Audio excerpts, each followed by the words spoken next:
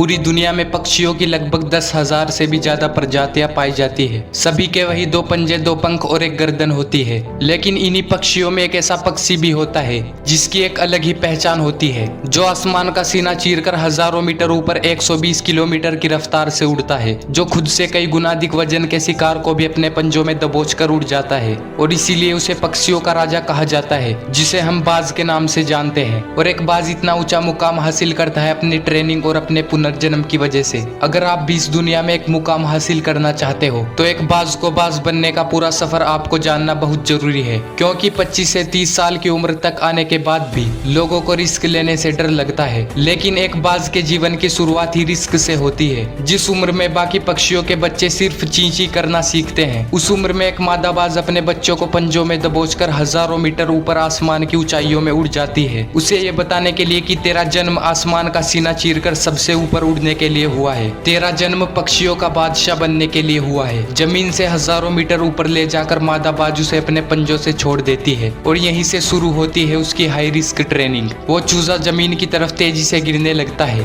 थोड़ा नीचे आता है तो उसके पंख खुलने लगते हैं और नीचे आते आते वो अपने पंख फड़फड़ाने लगता है। लेकिन वो अभी तक उड़ना नहीं सीखा है। वो जमीन से कुछ ही ऊपर होता है। ऐसा लगता है कि कुछ सेकंड में उसका जीवन समाप्त हो जाएगा। लेकिन अचानक एक पंजा उसे अपने गिरफ्त में ले लेता है और वापस आसमान में उड़ जाता है। वो पंजा होता है उसकी माँ का, जो उसके पीछे उड़ रही थी। उसकी ये ट्रेनिंग तब तक चलती रहती है जब तक वो उड़ना नहीं सीख जाता है। इतनी हाई रिस्क ट्रेनिंग होने के बाद इस दुनिया को एक बाज मिलता है। बारिश के वक्त जब सारे पक्षी आश्रय की तलाश करते हैं, तब यही बाज उसी बारिश में आसमान को चीरते हुए ऊपर निकल जाता है और बादल से कहता है, तू बरस ले, कितना बरसेगा। एक बाज की उम्र लगभग 70 साल होती है। जब वे 40 साल का होता है तब एक परेशानी उसकी जिंदगी में मौत बनकर आती है, जो आपकी परेशानियों की तुलना में बहुत बड़ी होती है। क्योंकि 40 साल की उम्र में बाज की चोंच इतनी मुड़ जाती है कि उसे शिकार निगलने में बहुत परेशानी होने लगती है और उसके पंख भारी हो जाते हैं, छाती से चिपकने लगते हैं, जिसके कारण उड़ना बहुत मुश्किल हो जाता है। उसके पंजे लंबे और लचीले हो जाते हैं, जिसकी वजह से वो शिकार को सही से नहीं पकड़ पाता है। और अब उस बाज के पास सिर्फ 3 रास्ते होते हैं। पहला, वो अपने शरीर को त्याग सकता है। दूसरा, गिद्ध की तरह छोड़े हुए भोजन पर निर्भर हो जाए।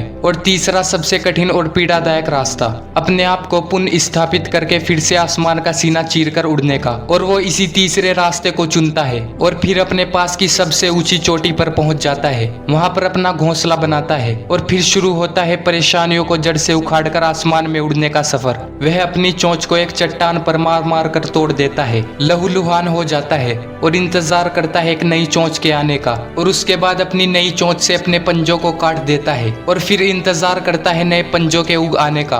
उसके बाद वे अपने एक एक पंख को अपने शरीर से अलग करता है और फिर इंतजार करता है नए पंख उग आने का। और इस प्रक्रिया में उसे समय लगता है पूरे 5 महीने का।